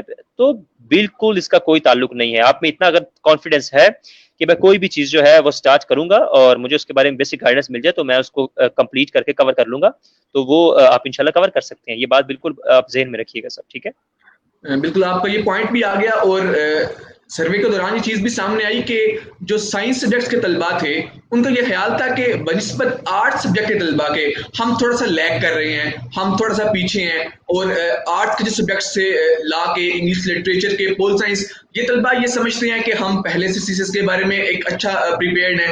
तो मेरा ख्याल है कि आप कहना चाह रहे हैं कि इसका इतना कोई खास किरदार नहीं है। बिल्कुल भी नहीं है। देखें, ये सुनी सुनाई बातें होती हैं। ह्यूमन ब्रेन का ये बड़ा फेनोमेना है कि हम इस तरह की बातों को जिनसे हम थोड़ा सा, हमारे अंदर एक खौफ छुपा हो ना हमारे लाशऊर के अंदर, और हमारा खौफ जो है वो स्ट्रॉन्ग कब होता है, वो मजीद स्ट्रेंथन हो जाता है जब हम उसके मुतल्लिका कुछ और बात सुने। यानी अगर मैं डर रहा हूँ कि यार अकेडमी में मुझे जाना पड़ेगा, तो उसी दौरान ही 3 लोगों से मेरी मुलाकात हुई है, तो उन्होंने भी मुझे कहा कि भाई अकेडमी हम भी ढूंढ रहे हैं, अकेडमी में जाना पड़ेगा। अब मेरा वो जो खौफ था वो और स्ट्रेंथन हो गया है कि मुझे भी किसी अकेडमी में जाना पड़ेगा। तो मोस्टली जो है जिन्होंने सीस नहीं दिया होता, वो उन्हीं के साथ ही बच्चे बैठ के बातें कर रहे होते हैं और उन्हीं को सुन रहे होते हैं। अब मुझे बताएं ना, अब मैंने फर्ज करें कर लिए, तो जिन 4 ने नहीं किया, वो 4 मैंने किया तो मेरी बात को इंपॉर्टेंस देंगे। बिल्कुल ऐसे ही है, ठीक है। और अगर 5 लोग ऐसे बैठे हुए हैं जिन 5 में से किसी ने भी नहीं किया होगा, तो वो सब एक दूसरे से, वो उनके अंदर भी एक खौफ है और वो पांचों लोग आपस में एक दूसरे के साथ सिर्फ अपना खौफ ही शेयर कर रहे हैं और एक दूसरे के खौफ को मजबूत कर रहे हैं मजीद तक। अकेडमी भी जाना पड़ेगा, 18 घंटे पढ़ना भी पड़ेगा, पैसे भी लगाने पड़ेंगे और पता नहीं इंसान पास होता है कि नहीं। तो वो 5 लोगों का जब खौफ एक दूसरे के साथ शेयर होता है, खौफ सबका आपस में इंडिविजुअली बढ़ भी जाता है और वो अपने लिए खुद ही रुकावटें भी पैदा कर लेते हैं। लेकिन जब वही किसी ऐसे शख्स के पास बैठते हैं जिसने कवर कर लिया है, यानी कंप्लीट कर लिया है, तो वो उनको बताता है कि भाई ऐसी बातें बिल्कुल भी नहीं है, ये सारी अफवाहें हैं, ये बातें जो है आप लोगों में चल रही हैं, ये इनकी कोई अहमियत नहीं है। तो मैं भी यही कहूंगा, इन बातों की कोई अहमियत नहीं है, ये मेरी बात ज़हन में रखें आप। प्रॉपरली जिस बंदे ने या तो किया हुआ है या जो करवा रहा है, काइंडली उससे गाइडेंस ले। जब हम आपस में फ्रेंड्स बैठते हैं, दोस्त बैठते हैं, तो उससे सिवाय हमारे खौफ के मजबूत होने की और कोई चीज़ नहीं होनी, ये बात ज़हन में रखिएगा। बिल्कुल, आपका ये एक बहुत अहम पॉइंट सामने आया, जो कि सीसीएस एस्पिरेंट्स के लिए यकीनन बहुत मददगार साबित होगा। तो एक और बड़ी अहम चीज़, एक बड़ा अहम सवाल, इंटर के जो स्टूडेंट्स हैं वो भी ये जानना चाहते हैं कि वो कहाँ से तैयारी अपनी स्टार्ट करें, और फिर ख़ुसूसन जो जिनके अंडर ग्रेजुएट्स के प्रोग्राम हैं, पहला साल, दूसरा साल, तीसरा साल अपनी डिग्री का, या फिर जो मास्टर्स के जिनकी ग्रेजुएशन मुकम्मल हो चुकी है, ये 3 फेजेस में हम डिवाइड कर लेते हैं। एक तो जो भी अंडर ग्रेजुएट प्रोग्राम में नहीं आए और अपनी कॉलेज लाइफ में है, दूसरे जो अपनी यूनिवर्सिटी लाइफ के इब्तदाई सालों में है, और तीसरे जो अपनी डिग्रीज मुकम्मल करने के मरहले में है। इन तीनों के हवाले से बताएं कि इनको अपनी तैयारी कैसे करनी चाहिए, कहाँ से आगाज करें, कैसे अपना सारा इस सफर का मरहलावार आगाज करें। ज़ाती तौर पे मैं ये समझता हूँ कि जिस शख्स ने अगर लिखने की किसी को अगर आदत है, ठीक है, तो वो उसके लिए मेरे ख्याल में 4 महीने भी काफ़ी हैं नोट्स को कंप्लीट करने के लिए, ठीक है। एक प्रॉपर कोई किताब ले, ठीक है, और साथ गूगल ओपन कर ले, ठीक है। अगर किसी को लिखने की आदत नहीं है तो उसके लिए मेरे ख्याल में शायद 6 महीने भी हो सकते हैं और 8 महीने भी हो सकते हैं। इसमें आपके जो है वो नोट्स जो हैं वो 9-10 सब्जेक्ट्स के वो ईजिली कंप्लीट हो जाते हैं, ठीक है। यानी हर सब्जेक्ट के कितने टॉपिक्स हैं, 12 हैं, 15 हैं या 18 हैं या 20 हैं। अगर आप एक दिन में भी 2 टॉपिक्स करें तो 10 या 12 दिन के अंदर तो आपको वो एक सब्जेक्ट के नोट्स तो कंप्लीट हो जाते हैं इजीली, ठीक है। हाँ, फिर ये है कि आप उनको ओवरलैप करके बार बार रिपीट करें और उसको थोड़ा सा मजीद एडिशन और करते रहें, वेबसाइट से पढ़ लें थोड़ा सा या किसी न्यूज़ से पढ़ लें या किसी जगह से भी, ठीक है। और मैं यही कहूँगा इसके बारे में कि आपको इसमें कोई इतना ज़्यादा खपत करने की या टाइम लेने की भी कोई ख़ास ज़रूरत नहीं है। आप इसको ईजिली जो है इन चीज़ों को प्रिपेयर इसी तरीके से कर सकते हैं। बिल्कुल सही, आपका ये बड़ा अहम पॉइंट सामने आ गया।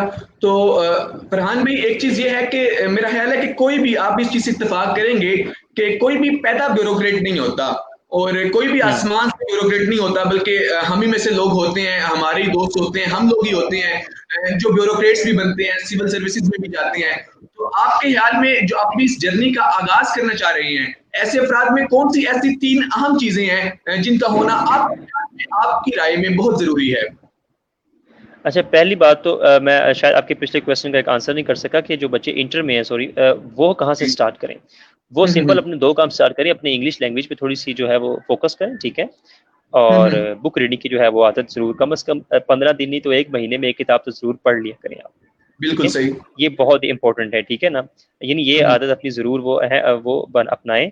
बाकी नोट्स तो जब आपको मैंने बताया कि उसके लिए कितना टाइम पीरियड है, ठीक है। अपनी इंग्लिश लैंग्वेज, अपनी बुक रीडिंग की आदत को जो है इसको थोड़ा सा बेहतर करें, ठीक है।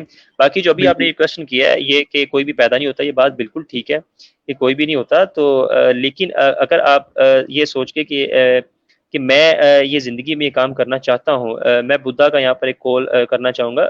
ये बेशुमार तरीक़ों से ये इस्लाम में भी ये चीज़ें इसी तरह ही मौजूद हैं कि you become what you think, ठीक है ना। यानी जो आप सोचते हैं आप वो बन जाते हैं। मेरा इस पे बहुत पर्सनल बिलीफ है। यानी पहले मैं जब ये चीज़ पढ़ता था तो मैं सोचता था क्या यार वाक़ई ऐसा होता भी है या नहीं होता। इंसान को बड़ा सोचना चाहिए। आपको कोई ज़रूरी नहीं है कि जो लोग किसी जो है बादशाह के घर या मिनिस्टर के घर पैदा हुए हैं वही बड़ा सोचें कि हम ज़िंदगी में ये बड़े काम करेंगे। मैं समझता हूँ कि अगर आपने अपने अंदर अपनी हिडन जो आपके अल्लाह ताला ने पावर्स आपके अंदर रखी हैं, अगर आपने उनको अनलीश करना है तो उसके लिए सिंपल तरीका ये है कि आप यू मस्ट थिंक बिग। आपको बड़ा सोचना चाहिए कि मैं ये भी कर सकता हूँ, मैं वो भी कर सकता हूँ। जब आप अंदर से अपने आप को खुद ही मोटिवेट नहीं कर रहे, आप अंदर से खुद ही डिसअपॉइंट हो गए हैं, तो आप कोई भी बड़ा काम जो है वो नहीं कर सकते, ठीक है। अगर आप में ये कॉन्फिडेंस है कि मैं ये कर सकता हूँ, ठीक है, और अल्लाह ताला ने मुझे भी वही दिमाग दिया जो बाकी स्टूडेंट्स को, बाकी बच्चों को दिया हुआ है, ठीक है ना। अभी हमारे साथ एक जो है एक ब्लाइंड था लड़का, उसने भी ये किया है और मुझे उसके साथ ऐसे 2-3 मिनट के लिए टाइम मिला जब मैं इंटरव्यू दे रहा था।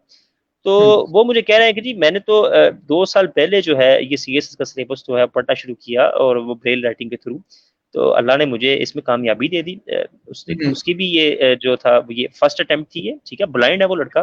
तो अब वो सोचता कि मेरी तो आंखें ही नहीं है तो मैं तो ये सोच भी नहीं सकता, और हम्म, माशाल्लाह एजुकेट भी हो गया है वो, ठीक है। तो फिर मुझे बताएं जबरदस्त। क्या है, आप जब ये सोचते हैं कि मैं ये नहीं कर सकता, बिलीव मी हमारे अंदर इस तरह के वो जो है केमिकल्स जनरेट होते हैं कि जो हमें डीमोटिवेट करते हैं। जब हम ये सोचते हैं कि हम ये कर सकते हैं, आप अंदर से आपके अंदर ऐसे केमिकल्स आपके ब्लड के अंदर जाते हैं जो आपको मोटिवेट करते हैं और आपकी सलाहियत को बढ़ाते हैं। ये बात जहन में जरूर रखिएगा, ठीक है। बिल्कुल, बहुत अहम पॉइंट एक सामने आया। मैं अब एक ऐसे सवाल की जाने बढ़ना चाहूंगा जो मेरी राय में इस सेशन का सबसे अहम सवाल भी है, और वो ये है कि हमारी जो फीमेल्स हैं वो अपनी सीएसएस की तैयारी कैसे करें, क्योंकि बहुत सारी फीमेल्स के लिए दूसरे शहरों में जाना, लाहौर इस्लामाबाद में जाना, ये तैयारी के लिए उनके लिए फिजिबल नहीं हो पाता। बहुत सारी फीमेल्स के लिए रोजाना लाइब्रेरी में जाना और इस तरह से ग्रुप डिस्कशंस का हिस्सा बन के तैयारी करना ये मुमकिन नहीं हो पाता। तो इस हवाले से गाइड कर दीजिए कि हमारी जो फीमेल्स हैं वो अपनी तैयारी कैसे करें। पहली बात तो ये है कि मैंने आपको बताया कि अगर आपको बेसिक गाइडेंस जो है सब्जेक्ट्स के हवाले से अगर आपको और मटेरियल वगैरह मिल गया है तो आप आराम से बैठ के अपनी प्रिपरेशन करें, ठीक है। उस दौरान जाहिर बात है आपके रिलेशंस कुछ ऐसे दोस्तों के साथ, टीचर्स के साथ जरूर होते हैं कि कहीं पे कोई इशू आ रहा है तो आप उससे गाइडेंस ले सकते हैं, ठीक है। अब पीछे बात रहेगी कि क्या इसके लिए आपको किसी लाइब्रेरी या किसी ऐसी जगह पे जाना चाहिए। हाँ, जब ये आप कोई बड़ा काम कर रहे हैं तो काइंडली उस जगह पे बैठे जहाँ पे डिस्टर्बेंस ना हो, घर के किसी ऐसी जगह पे बैठ जाए जहाँ पे आपको डिस्टर्ब ना कर रहा हो जब आप पढ़ रहे हैं, ठीक है ना। अ, और लाइब्रेरीज में जाके पढ़ना और वहाँ पे खंगालना कि आपके पास लाइब्रेरी की एक्सेस नहीं है, या पंजाब यूनिवर्सिटी की लाइब्रेरी, ठीक है, लाइब्रेरी की बहुत बड़ी सहूलत है, लेकिन एक बात ध्यान में रखिएगा कि अब हम डिजिटल वर्ल्ड में आ चुके हैं, ठीक है।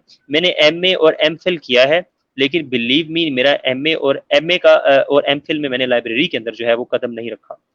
2-3 दफा गया जरूर हूँ किसी और मामले की वजह से, लेकिन मैं कोई किताब लेने नहीं गया, मेरी किसी कार्ड पे कोई किताब भी इशू नहीं हुई हुई। एमफिल में तो मैंने लाइब्रेरी का कार्ड जो है पंजाब यूनिवर्सिटी की मेन लाइब्रेरी का, मेरा एमफिल का कार्ड भी नहीं है। फिर मैंने थीसिस भी किया, मैंने ये सब चीजें भी की। ई बुक्स की लाइब्रेरी इंटरनेट के ऊपर इतनी बड़ी दुनिया वजूद में आई हुई है, हमारे स्टूडेंट्स को उसको एक्सेस करने में बहुत इशू है, यानी उनको मालूम नहीं है। मोस्टली बस लोगों का जो है आपको मालूम है टेक्नोलॉजी सिर्फ व्हाट्सएप, फेसबुक, ट्विटर और यूट्यूब तक ही महदूद होकर रह गई है। इतना कुछ पड़ा हुआ है इंटरनेट के ऊपर, इतनी इतनी बड़ी लाइब्रेरीज हैं, ऐसा रेयर किस्म का और इतना महंगा किस्म का मटेरियल पड़ा हुआ है कि आपको शायद दुनिया की जो अभी ये हार्ड बुक्स आप पढ़ रहे हैं इनको शायद यूटिलाइज करने की जरूरत ही पेश ना आए। मुझे भी किसी लाइब्रेरी, यकीन करें मेरा हॉस्टल नंबर 8 था और 78 नंबर रूम था, तो उसी रूम के अंदर ही बैठ के प्रिपरेशन की, ये लैपटॉप था और किताबें थी, और मैं उसी लैपटॉप के थ्रू ही दुनिया की डिफरेंट जो है कभी जरूरत पड़ती थी तो मैं जो लाइब्रेरीज में जाके कोई किताब पे कर लेता था। अदरवाइज मैं ये कहूँ कि मैं वहां से तमाम लाइब्रेरीज में जाता था, एंटर होता था, बड़ी बड़ी बातें करूँ, ऐसी कोई भी बात बिल्कुल भी नहीं है, बिल्कुल ठीक सही। है। हाँ, यकीनन और फीमेल्स। ये खास तौर पे लड़कियों के हवाले से मैं बता दूं कि वो इजीली बैठ के अपनी ये बेसिक गाइडेंस कहीं से भी लें, बड़े सेशंस होते हैं, और बैठ के अपनी प्रिपरेशन स्टार्ट करें और अल्लाह का नाम लेकर दें और उनको मालूम पड़ेगा कि वो कहाँ पे स्टैंड कर रहे हैं, ठीक है ना। बिल्कुल सही, यानी कि आप कह रहे हैं कि ई लाइब्रेरी एक बहुत अच्छा ऑप्शन है जो कि सीएसएस बहुत बहुत एस्पिरेंट्स अच्छा ऑप्शन, कर सकते हैं। बहुत अच्छा ऑप्शन। बहुत लोगों को ई लाइब्रेरीज के बारे में पता ही नहीं है, आप बिलीव मी। लबजन की लाइब्रेरी इतनी बड़ी लाइब्रेरी है, ठीक है। अगर मैं कोशिश करूंगा कि मैं आपको मैं लिंक भी उसका बता दूं, और किसी दिन एक आप ना ये ई लाइब्रेरीज की एक्सेस क्या है और इसके हवाले से एक आप सेशन जरूर रखिएगा, मैं इसके बारे में बताऊंगा कि ये थीसिस के हवाले से या प्रेजेंटेशंस के हवाले से इंटरनेट के ऊपर क्या क्या चीजें पड़ी हुई हैं और वो कैसे एक्सेस हो सकती हैं। तो शायद ये बच्चे लाइब्रेरीज में मेरे ख्याल में जाना छोड़ दे, लेकिन लाइब्रेरी में जरूर जाए, मैं ये नहीं कह रहा ना जाएं। मैं ई लाइब्रेरीज की बात कर रहा हूँ कि बच्चों को इशू होता है ना कि मैं इतनी दूर 2 घंटे का सफर करके लाइब्रेरी में कैसे जाऊं, तो वो अपना वो प्रिपरेशन ही नहीं करते भी, कल लाइब्रेरी खुलेगी, आज इतवार को लाइब्रेरी बंद है तो मैं कैसे जाऊं, किताब भी वापस करनी है। आप इस चक्कर से बिल्कुल बाहर आ जाएंगे, और इंटरनेट ने, टेक्नोलॉजी ने इस हवाले से बहुत बड़ी सहूलत फराहम कर दी हुई है, उसका फायदा उठाएं प्रॉपरली। बिल्कुल सही, एक बड़ा अहम पॉइंट आ गया, और यकीनन खसूसी तौर पे फीमेल स्टूडेंट्स और मेल स्टूडेंट्स के लिए भी इक्वली एक ये बड़ा बेनिफिशियल पॉइंट है और उनकी तैयारी के हवाले से बहुत अहम पॉइंट है। तो अब एक और सवाल जो कि बहुत ज्यादा सामने आया, वो ये था कि यूनिवर्सिटीज का आपकी सीएसएस की तैयारी के हवाले से क्या किरदार है और कितना अहम किरदार है। और खसूसन चूंकि मैं पंजाब यूनिवर्सिटी का स्टूडेंट हूँ, आपने पंजाब यूनिवर्सिटी से अपनी तालीम हासिल की, तो पंजाब यूनिवर्सिटी के बारे में बाज अनासर ये कहते हैं कि यहाँ इतना साजगार माहौल नहीं है कि सीएसएस किया जा सके। तो इस हवाले से आप चूंकि आपने सीएसएस भी किया, पीयू के आप एलुमनाई हैं, तो इस हवाले से काइंडली ब्रीफली बता दें कि ये एक क्या इस हवाले से आप कहना चाहेंगे। अच्छा जी, पहली बात तो मैं ये बता दूं कि यूनिवर्सिटी जो पंजाब यूनिवर्सिटी है ये कोई सीएसएस की यूनिवर्सिटी तो है नहीं। हम्म। यूनिवर्सिटी जो है वो सही है। सीएसएस करवाने के लिए तो बनाई नहीं जाती, ये बात तो सारे लोग जहन में रख लें। अगर कोई ये कहे कि जीसी या कायदे आजम या फलां यूनिवर्सिटी के बच्चे सीएसएस कर रहे हैं तो उस यूनिवर्सिटी का कोई खास रोल सीएसएस के हवाले से नहीं कि वो यूनिवर्सिटी कोई अंदर कोई सीएसएस के सेशन तो नहीं करवा रही। ये बात तो आप जहन हम्म। में रखें। हम्म। बाकी दुनिया की बेशुमार फील्ड्स हैं किसी भी मुल्क की तरक्की के लिए, इंजीनियरिंग है, फिजिक्स है, केमिस्ट्री है, मैथ्स है, आर्किटेक्चर है, और बेशुमार ऐसी फील्ड्स हैं जिन तमाम के अंदर जो है वो एक्सपर्ट्स का पैदा होना ज़रूरी है। अगर उन हम्म। तमाम फील्ड्स के अंदर एक्सपर्ट्स पैदा नहीं होंगे और हर बच्चा ही सीएसएस करने चला जाएगा, तो फिर वो कंट्री मेरे ख्याल में जो ब्यूरोक्रेट तो बच्चे वो बन जाएंगे, मुझे नहीं समझ आएगी कि वो सर्व किसको करेंगे जाके, मुल्क क्या चलाएंगे वो, ठीक है। पहली बात। और दूसरी बात है कि पंजाब यूनिवर्सिटी की एजुकेशन के हवाले से मैं कोई लम्स का नहीं पढ़ा हुआ, मेरे पास कोई फॉरेन डिग्री नहीं है, ठीक है। हमारे साथ कई फॉरेन बच्चे भी थे। मेरी जो एजुकेशन है टाट वाले स्कूल की है। मैं 3 क्लास से लेके 10 क्लास तक जो है मैं ओवरऑल जो है वो गवर्नमेंट स्कूल से ही पढ़ा हूँ। उसके बाद मेरा बीए भी गवर्नमेंट स्कूल से ही है, ठीक है। और हम्म। इसके लिए अगर आप कहें कि आपको कोई ख़ास किस्म की हाई फाई एजुकेशन लेने की ज़रूरत है, तो इस तरह की कोई बात भी नहीं है। और पंजाब यूनिवर्सिटी की मैं इस हवाले से, ये मेरा इदारा है और मैं यहाँ से पढ़ा हूँ, और 4 साल में मैंने यहाँ के असतिज़ा कराम से और यहाँ से जो है वो बहुत कुछ सीखा है। और इसी हवाले से मैं कहता चलूँ कि डॉक्टर इकबाल चावला साहब जो कि हिस्ट्री के चेयरमैन हैं, और बाकी तमाम असतिज़ा कराम जिनमें डॉक्टर महबूब साहब हैं, डॉक्टर मकबूल साहब हैं, मैम नुमाना है, मैम रुखसाना है, अबरार साहब हैं, इन तमाम टीचर्स का मेरी बिल्डिंग में, खासतौर में मेरे एमए और एमफिल के अंदर मैं बता रहा हूँ, बहुत रोल है मेरी डिग्री के अंदर, ठीक है, मुझे बिल्ड करने के अंदर। They are my builders. तो बाकी बिल्कुल। वो तमाम जो उन्होंने मुझे बिल्ड किया, जो मैंने उनसे सीखा, अल्टीमेटली जाहिर बात है वो इस एग्जाम के अंदर काम तो आता है, क्यों नहीं आता। वो इस एग्जाम के अंदर नहीं, मैं दुनिया की किसी जगह पे भी जाऊंगा तो वो चीजें मेरे अंदर रिफ्लेक्ट करेंगी, जहां से बिल्कुल मैंने अपनी सही। मास्टर्स की और एमफिल की डिग्री ली हुई है, ठीक है। पंजाब यूनिवर्सिटी का माहौल शायद अगर मेरे लिए ना मुयसर होता, इसकी हॉस्टल था, तो बिलीव मी शायद मेरे लिए ये चीज करना बहुत मुश्किल हो जाती। यानी इतना हम्म। इजी माहौल यूनिवर्सिटी ने प्रोवाइड किया हुआ स्टूडेंट्स को, और हॉस्टल का ऐसा आइडियल माहौल है कि जो मैं समझता हूँ कि शायद आपको लम्स जैसी यूनिवर्सिटी में भी इतना पुरसुकून माहौल और इतना जो है इनएक्सपेंसिव माहौल आपको प्रोवाइड हो सके, मैं नहीं हम्म। समझता। कमाल बिल्कुल चीज है, ये बहुत बड़ी नेमत है। जो बच्चे हॉस्टल में रह रहे हैं, बिलीव मी, वो इस टाइम को यूटिलाइज करें। यहाँ इस हॉस्टल में हर तरह की गाइडेंस मौजूद है, ठीक है। बेशुमार बच्चे यहीं से क्वालिफाई करके गए हुए हैं, और वो भी आपको वहां पे मिल जाते हैं। पुरसुकून माहौल है, करें। और ये बहुत बड़ा प्लेटफॉर्म है, बहुत बड़ी जामिया है, और मैं इसकी तारीफ इसलिए नहीं कर रहा कि मैं गया हूँ, ये वाकई ही जो इसका पीसफुल एटमॉस्फेयर जो मुझे ना मिलता, तो शायद मेरे लिए चीज़ करनी, बाहर में किसी फ्लैट पे रह रहा होता या कहीं और रह रहा होता, तो मेरे लिए बहुत मुश्किल हो जाता। तो मैं बड़ा ममनून हूँ पंजाब यूनिवर्सिटी का और इसके तमाम असातिज़ा कराम का और उन तमाम दोस्तों का जिन्होंने मेरे इस सफ़र में मेरा साथ दिया। बिल्कुल सही। और आपने बड़े अच्छे अंदाज में तमाम तलबा के लिए अमूमन और जामिया पंजाब के तलबा के लिए खसूसन एक चीज़ वाज़ेह कर दी।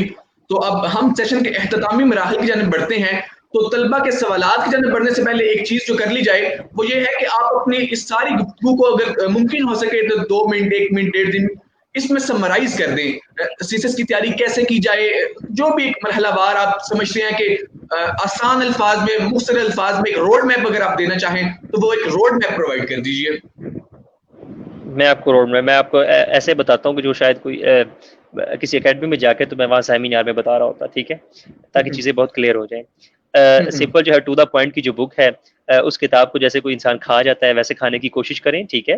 अगर उसकी ग्रामर समझ नहीं आ रही तो किसी टीचर जो अच्छे हैं उनसे 1 महीना 1.5 महीना वहाँ जाके उनसे थोड़ी सी गाइडेंस ले लें, ठीक है। नॉर्मली सिर्फ इंग्लिश की मैं बता रहा हूँ आपको, ठीक है। मोस्टली वो ऐसी किताब है कि शायद अगर आप ना भी लें तो आप उसको खुद से करने की कोशिश करें तो वो ईजिली हो जाएगी, ठीक है। मैं आपको एग्जाम के, और उसकी जो ट्रांसलेशन दी हुई है उनको करें आप, ठीक है।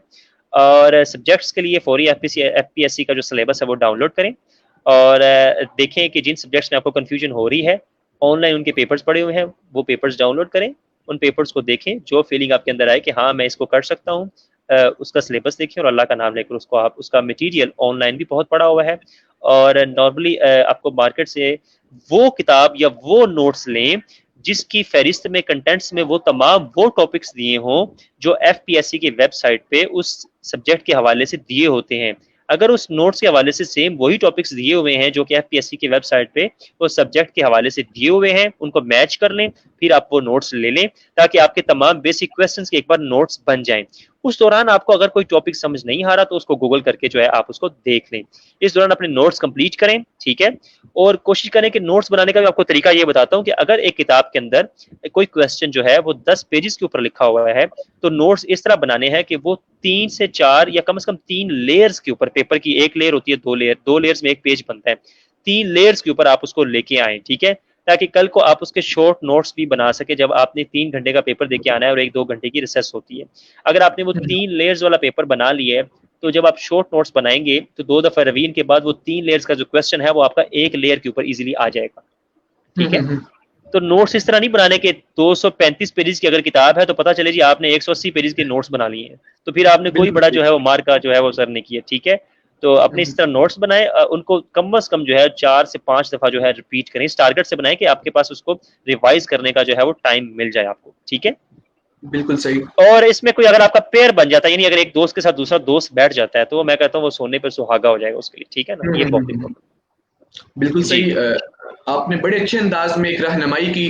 मुझे ज़ाती तौर पे मैं भी एक सक्सेस एस्पिरेंट के तौर पे समझता हूँ कि मेरे बहुत सारे कॉन्सेप्ट्स क्लियर हुए, मुझे बहुत कुछ जानने का मौका मिला, बहुत कुछ सीखने का मौका मिला। मैं आपका खसूसी तौर पे शुक्रगुजार हूँ और तमाम तलबा के बिहाफ पे, जामिया पंजाब के बिहाफ पे आपको ना सिर्फ मुबारकबाद पेश करता हूँ और आपकी दुआ हूँ, थैंक यू वेरी बल्कि मच, थैंक यू बहुत वेरी मच। शुक्रगुजार भी हूँ कि आपने अपना वक्त दिया। मैं अल्लाह का भी शुक्रगुजार हूँ बहुत ज्यादा। मैं आखिरी मरहले की तरफ बढ़ना चाहूंगा कि तलबा के सवालात ले लिए जाएं।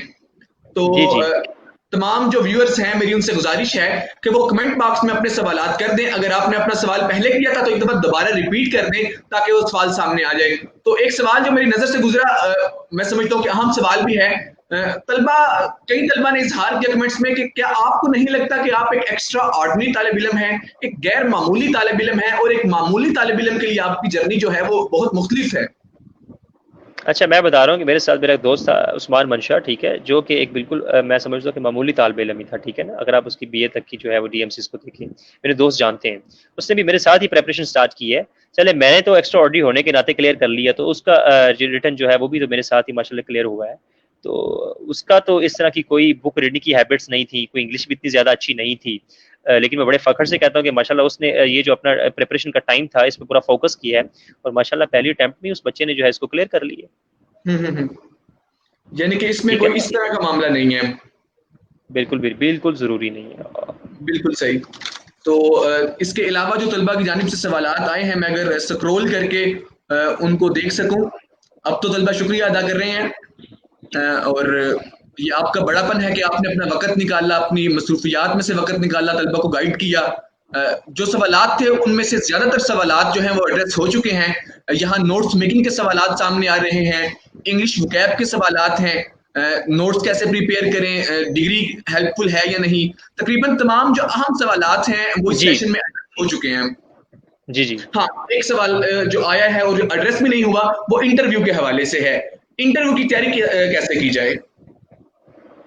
इंटरव्यू की तैयारी आप ऐसे करें कि जैसे आपने अपना एक हिसाब-किताब देना होता है वहाँ पे, ठीक है? यानी उसके लिए कोशिश तो पहली ये है कि आपके पास जो आपका मीडियम है, आपकी इंग्लिश लैंग्वेज जो है थोड़ी फ्लुएंट होनी चाहिए। फ्लुएंट यानी नॉर्मल होनी चाहिए, ठीक है? इतनी ज़्यादा भी नहीं कि आप लगे कि बिल्कुल एक अंग्रेज़ खड़ा होके हमारे सामने बोल रहा है, ठीक है? आप अगर आराम से तसल्ली से जिस स्पीड से मैं बात कर रहा हूँ, अगर अभी इसी स्पीड से इंग्लिश लैंग्वेज में अपनी पूरी बात जो कि आप उर्दू में समझा रहे हैं, उसी तरह ही जो मतलब आप उसको उर्दू में सामने वाले को पहुँचाना चाह रहे थे, वही मतलब अगर आप सामने वाले को इंग्लिश ज़ुबान में पहुँचा रहे हैं, तो ये बहुत अच्छी बात है। इस लेवल की अगर आप अपनी इंग्लिश कर लें, तो पहला स्टेप तो ये है। इसके बाद आपको मालूम है कि जो आपके ऑप्शन सब्जेक्ट्स हैं, एक दफ़ा आप उनको रिवाइज़ कर लें, ठीक है? और उसके बाद जो दुनिया जहान के मामलात वैसे चल रहे होते हैं न्यूज़पेपर से या ख़बरों से या यूट्यूब से, इनको सुन लें आप, ठीक है? और कम से कम कोई 2-4 किताबें ज़रूर पढ़ लें कि जो आपने इंटरव्यू में बतानी होती हैं, वो उनसे भी आपसे क्वेश्चन कर लेते हैं। और डिग्री के हवाले से थोड़ा बहुत ज़रूर पता होगा क्योंकि आपने और वो इतना ही पूछते हैं अगर किसी की कंप्यूटर इंजीनियरिंग की या केमिस्ट्री की डिग्री है, तो वो कोई वहाँ पे जो है वो जो है केमिस्ट तो आपके पास वो बैठे नहीं होते कि जो आपने उन्होंने आपसे डीप चीज़ें पूछनी है, बिल्कुल सही। नॉर्मल सी चीज़ें पूछ लेते हैं, तो वो कोई इतना ख़ास नहीं है, ठीक है? तो इंटरव्यू बस अपनी लैंग्वेज पे थोड़ा-सा काम करें और आपके अंदर कॉन्फिडेंस होना चाहिए, ठीक है? मुझे एक बच्चा बता रहा था जो क्वालीफाई कहता है जी मैंने जो है 11 सॉरी किए इंटरव्यू के अंदर, ठीक है? हम्म। बच्चे ने मुझे जब ये क्वालीफाई अभी ग्रुप बना है हमारा, कह रहा है मेरे 11 सॉरी थे और मैं समझ रहा था कि मैं इंटरव्यू में फेल हो गया और माशाल्लाह एलोकेट हो गया वो बच्चा पीएसपी के अंदर, आप बिलीव करेंगे मेरी बात को। तो 1100 जनरल ओपिनियन, जी जी जी बिल्कुल मैं आपको बता रहा हूँ, ठीक है। तो ये कोई इतना खास नहीं है, और ये कोई ऐसा नहीं है कि एक बच्चे ने जो आपको इंटरव्यू के बारे में बता दिया है वो इंटरव्यू की आप वैसे प्रेपरेशन करें, नहीं। अपनी जो है लैंग्वेज को ठीक रखें, यानी इंग्लिश लैंग्वेज को, इसको बेहतर करें, ताकि, क्योंकि सबसे बड़ा ये इशू होता है कि बच्चों से वहाँ ना प्रेजेंट नहीं किया जाता। अभी इस बार भी जो 7 बच्चे वाइवा में फेल हुए हैं, वो अपना मतलब ही सामने नहीं पहुंचा सके। पहले ना तो वो समझ सके हैं और ना वो समझा सके, इंग्लिश का इशू था, उनको नॉलेज था तो जाहिर बात है रिटन क्लियर किया ना उन्होंने। बिल्कुल सही। तो बस ये थोड़ा-सा मैं कहूँगा, और बाकी हर बंदे की इंटरव्यू की जो है, अगर 314 बच्चे हैं या 240 बच्चे हैं, तो 240 ही स्टोरीज़ हैं, वो सब डिफरेंट है, और जब इंशाल्लाह आप देंगे तो आपकी अपनी एक अलहदा स्टोरी बनेगी, ठीक है? तो बस अपनी इंशाल्लाह लैंग्वेज पे तवज्जो दें और बाकी तमाम चीज़ें जो हैं वो साथ-साथ लेके चलते रहें। बहुत शुक्रिया फरहान भाई। अब जो सवालात हमारे सामने आ रहे हैं कि फिर से वही सवालात उठ रहे हैं कि नोट्स कैसे बनाए जाएं और इस तरह के सवालात, तो ये यकीनन वही तलबा है कि जिन्होंने अगर सेशन लेट ज्वाइन किया है, तो ये तमाम चीज़ें फरहान भाई ने बहुत जी। तफसील के साथ बड़े अच्छे अंदाज में और बड़े एक आम फहम अंदाज में पहले एक्सप्लेन की हैं। तो आप तमाम अफराद ये सेशन शुरू से दोबारा भी सुन सकते हैं, ये हमारे इस फेसबुक पेज पर मौजूद रहेगा। फरहान भाई आपका बहुत बहुत शुक्रिया। आखिर में आप अपना अगर कोई पैगाम देना चाहें पंजाब यूनिवर्सिटी के तलबा को, पाकिस्तान के तलबा को, नौजवानों को अपना कोई भी पैगाम देना चाहें, तो it will be most welcome.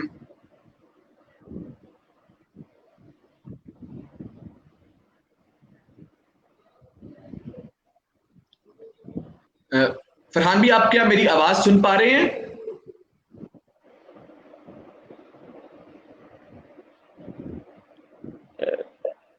आपकी आवाज़ थोड़ी-सी शायद डिस्टॉर्ट हो रही थी, तो ये अभी जी, अभी आ रही है। अगर आप दोबारा थोड़ा-सा रिपीट कर दें, लास्ट से मुझे आपकी आवाज़ नहीं आई, प्लीज़। जी फरहान भाई, यकीनन सेशन में तमाम चीज़ें बड़े अच्छे अंदाज में डिस्कस हो गई। आपने तमाम तलबा की बड़े खूबसूरत अंदाज में, आम फहम अंदाज में रहनुमाई कर दी, जिसके लिए मुझ समेत तमाम तलबा आपके हस्ती तौर पर शुक्रगुजार हैं। तो आखिर में अगर आप अपना कोई पैगाम देना चाहें तलबा के नाम, नौजवानों के नाम, तो एक पैगाम जो है वो आप काइंडली दे दीजिए। मेरा पैगाम यही है कि ज़ाहिर बात है, किसी काम में अगर आप ईमानदारी से मेहनत कर रहे हैं, तो अल्लाह ताला जो है वो किसी की मेहनत बिल्कुल भी नहीं रखते होते। ये इस बात पे मेरा यकीन है, और मैं बिल्कुल चूँकि एक मिडल क्लास फैमिली से हूँ, और अल्लाह ताला ने मुझे इस चीज़ से नवाज़ा है। कोई सिफ़ारिश नहीं थी, कोई रिश्वत नहीं थी, और कोई रिकमेंडेशंस, यानी बिल्कुल भी ऐसा रेफरेंसेस वगैरह नहीं थे, ठीक है? और मैं बिलीव भी नहीं कर सकता था, लेकिन अल्लाह ताला पे यकीन था और अल्लाह ताला ने नवाज़ा है। अपना यकीन मज़बूत रखें, डिसअपॉइंट ना हो, बिल्कुल भी ना हो। मैं भी इसी तरह ही लोगों को सुनता था जो हमें भी कहते थे कि आप भी डिसअपॉइंट ना हो। ज़ाहिर बात है, पाकिस्तान के अंदर जो सिचुएशन है रोज़गार के हवाले से, चीज़ों के हवाले से, इंसान डिसअपॉइंट हो जाता है, ठीक है? लेकिन ये याद रखें कि जो है मरना जो है वो आसान काम है, और जीना जो है वो बहुत ही मुश्किल और बहुत ही बड़ा काम है। बेशक इसी जी, का नाम ही बेशक। ज़िंदगी है। ज़िंदगी एक हिम्मत का काम है, ये चैलेंज है जो अल्लाह ताला ने आपको दिया हुआ है, ठीक है?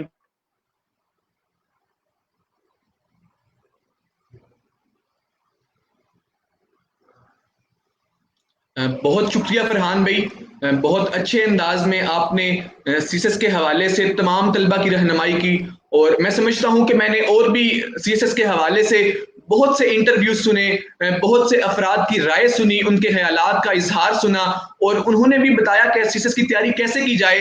लेकिन मैं ज़ाती तौर पे ये समझता हूँ, बतौर एक तालिब इल्म ये समझता हूँ कि जितने अहसन अंदाज में, जितने खूबसूरत अंदाज में, आम फहम अंदाज में आपने रहनुमाई की है, यकीनन ऐसी रहनुमाई मुझे पहले नहीं मिली, और हमारे व्यूअर्स भी का भी यकीनन यही ख्याल है। तो फरहान भाई, आप जामिया पंजाब का फ़ख्र हैं, आप हमारे इस कौम का फ़ख्र हैं और इस कौम का सरमाया हैं। अल्लाह ताला आपको बहुत कामयाबियां नसीब फरमाए। अल्लाह ताला आपको इस कौम की खिदमत बेहतर से बेहतरीन अंदाज में करने की तौफीक अता फरमाए। मैं फरहान भाई का बहुत शुक्रगुजार हूँ, और अपनी तमाम तर व्यूअर्स का बहुत शुक्रगुजार हूँ जिन्होंने वक्त निकाला और इस सीएसएस सेशन को अटेंड किया। और मेरी आप तमाम अफराद से गुजारिश है कि इस पे अपने उन दोस्तों को मेंशन कीजिए, इसको अपने उन दोस्तों के साथ शेयर कीजिए कि जो सीएसएस की तैयारी करना चाहते हैं।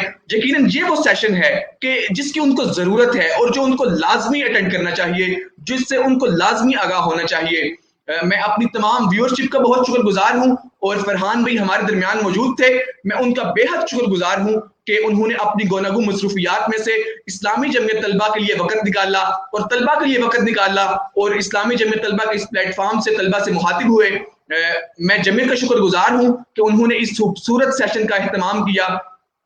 तो इन्हीं गुजारिशात के साथ, इन्हीं बातों के साथ, आप तमाम अफराद के शुक्रिया के साथ मैं इस सेशन का एख्तिताम करना चाहूँगा। तो फरहान भाई अपने एख्तितामी जुमलों के साथ इस सेशन का एख्तिताम कर दीजिए। मैं सबसे पहले तो आप सबके लिए दुआ गो हूँ कि वो तमाम CS एस्पायरेंट्स, ठीक है, अल्लाह ताला आप सबको कामयाबी दे, ठीक है, ज़िंदगी के हर मैदान में। और हो सका तो इंशाल्लाह मैं ज़रूर गाए बगाए जो है अपनी जो है खिदमात पंजाब यूनिवर्सिटी के नाम ज़रूर करता रहूँगा। और मैं इस्लामी जमीयत तलबा का इस हवाले से जो है वो बड़ा शुक्रगुजार हूँ कि उन्होंने आप सुनने वालों को और मुझे मौका दिया कि हम आपस में इनके थ्रू यानी इंटरमीडिएट यानी एज ए ब्रिज जो है इस्लामी जमीयत तलबा ने एक रोल प्ले किया है और हम आप एक दूसरे को सुन रहे हैं, ठीक है। शायद सुहेरा साहब के उनके ताउन से ये मुमकिन हो पाया कि चले मुझे आपको सुनने का और आपको मुझे सुनने का मौका मिला, ठीक है। और कल को भी इसी प्लेटफॉर्म से या जो भी कोई और प्लेटफॉर्म है, मैं अपनी खिदमत और अपनी जो है गाइडेंस के हवाले से हर वक्त अवेलेबल रहूँगा। और अल्लाह ताला जो है वो हम सब का जो है हामी और नासिर हो। जज़ाकल्लाह। आमीन, जज़ाकुमुल्लाहु खैर। बहुत बहुत शुक्रिया फरहान भाई आपका, तमाम व्यूअरशिप का। इंशाल्लाह फिर किसी और एक बेहतर एक और कंस्ट्रक्टिव सेशन के साथ मुलाकात होगी इंशाल्लाह। बहुत शुक्रिया, जज़ाकुमुल्लाहु खैर। अल्लाह निगहबान। पाकिस्तान जिंदाबाद। अल्लाह हाफ़िज़।